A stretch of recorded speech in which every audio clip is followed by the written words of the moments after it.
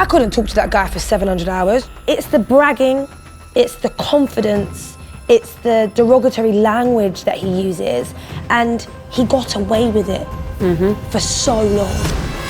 Welcome to True Crime Unravelled, the show in which criminologist Doro Townshend and me, Yinka Bokinni, dive right into the heart of some of the biggest true crime stories. We'll be digging into the cases, the investigations, and the outcomes, and taking a look at some of the amazing documentaries and dramas that have brought these stories to life.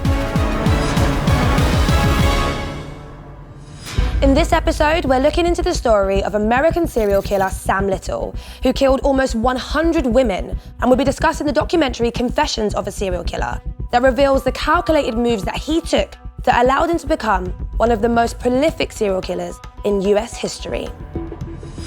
After watching that, it's almost as though everything that could have gone wrong for some and right for others happened to make this case and this story fascinating and heartbreaking and infuriating all in one. Absolutely, and what's also really fascinating about this documentary is just the level of access. Yeah. They've got unheard before tapes of Sam Little himself, previous victims who have never spoken before talking out. And of course, the confessions were in 2018, so this is very recent history.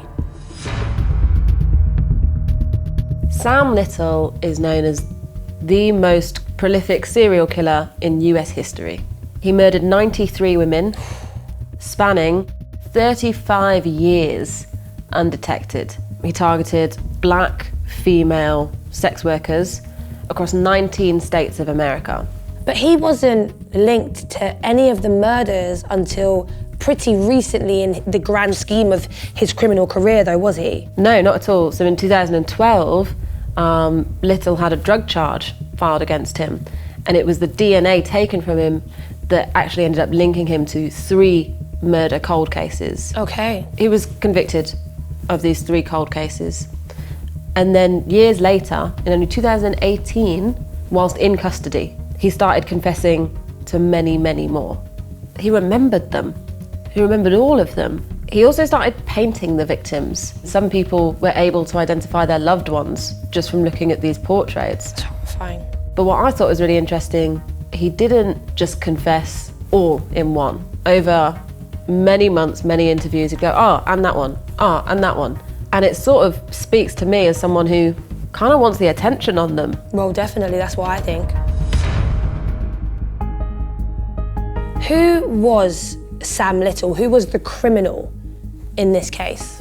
In a lot of ways, it seemed like Little had a fairly normal childhood. His grandmother raised him. Okay. It's believed that his biological mother was a sex worker herself, and I think that's quite interesting considering the victims that Sam Little went on to choose. Apparently, his obsession with women's necks and throats started around age 4 to 5, so very early. At 17, he leaves home and he becomes a bit of a drifter. Okay. He goes from state to state, he's selling stolen goods out of his car, doesn't really have a fixed home, and he's just constantly moving. Over the course of his life, Sam was arrested over 100 times. So this is a man known to the authorities. Wow. He also did some brief stints in prison, including one in 1976 for rape. Okay. But he was only imprisoned for 3 months for that rape. So that's a very short amount of time considering the severity of the crime. Can you try and pinpoint the key points of the investigation? A lot of the deaths were dismissed as drug-related, overdoses or gang-related even. I guess because he did travel from state to state as well, they weren't necessarily looking for a serial murderer, especially at the time that he started. The different districts and the different states weren't necessarily in contact with each other. And because they weren't aware that it could just be one perpetrator, it wasn't handed up to, for instance, the FBI, who oversee the entirety of America. And it took until 2012 to finally catch him. And essentially it was DNA, so it was technology. But then you do have to question a man who's had multiple stints in prison over his life. How was 2012 the first time that they got his DNA and matched it? There was also patterns to the murders as well. Each woman was strangled and their body was dumped. He actually pleaded not guilty at first, but he was convicted of the killings in 2014 and he was sentenced to life in prison without the possibility of parole. The thing that struck me most about this documentary, Honor, was seeing how calculated Sam Little really was. You know, he actively chose victims that he knew wouldn't raise alarm. He killed across state lines to evade detection, and he was acting like a nice guy in front of his friends and family for 35 years. It makes me wonder, how do serial killers go undetected? I want to take a look at a clip from the documentary, and it's where we hear the shocking way in which Little talks about his choice of victims.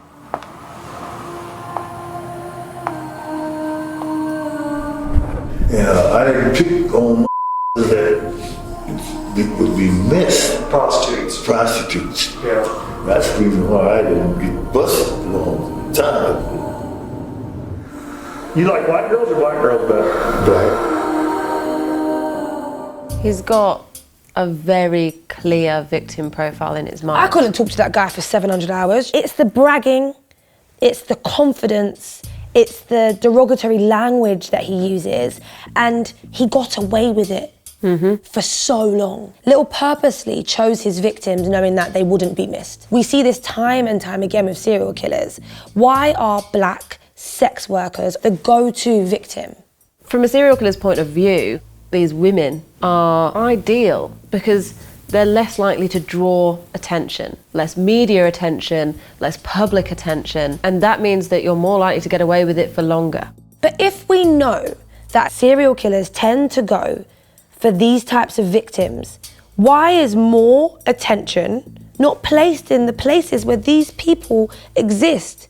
Really, that's got to come down to like institutional issues, misogyny, racism, anti-sex worker attitudes, all of these things. It's almost this never-ending cycle. Because it happens more, less attention is drawn. Because less attention is drawn, it happens more.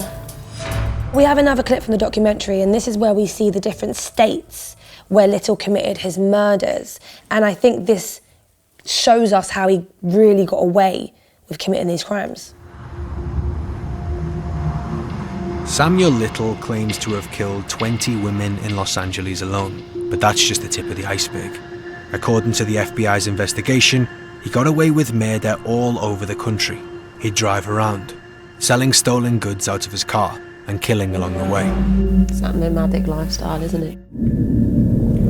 Florida, this is when I first started, they said, should be close to 20.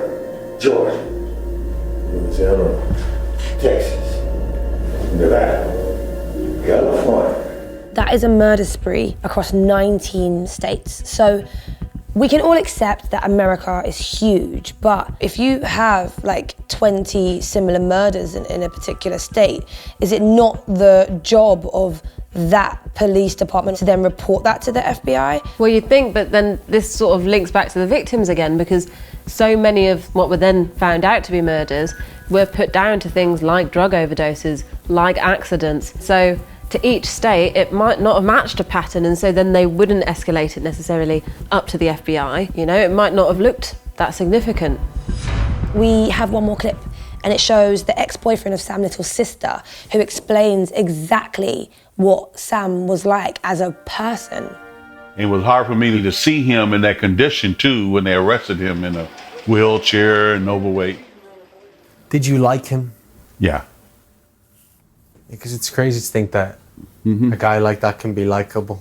Ben was with Samuel Little's sister for 20 years. That whole time, Little says he was on the road, killing. You know, he killed a lot of people during that period. I mean, like, so he was coming to you in between these moments? I would say he didn't see nothing or... What would you say to him now if you saw him? Wow, Sammy. What was you thinking about? Sam Little was charming and people liked him. Maybe if you met him in a bar and you had no idea about his dark secrets, you would like him too. And I just think, do nice guys make better murderers? Yeah, 100%, because time and time again, the prolific serial killers are so often Charming. And everyone comes out and they're like, I thought they were great, I dated them for years, I never knew anything. People will perhaps put themselves in more vulnerable situations because they seem like a trustworthy, nice person. And that's part of the ploy. That's their intent, I suppose. So, Anna, we've seen how Sam committed so many vile killings. Do you think his case seems like a blueprint for getting away with murder? There are other serial killers who have chosen different victims, different patterns, and have also got away with it. But this one really was over a very long period of time, but most importantly, a very large number of victims. If you want to watch Confessions of a Serial Killer, you can do so on All 4, along with a whole range of other amazing true crime programs.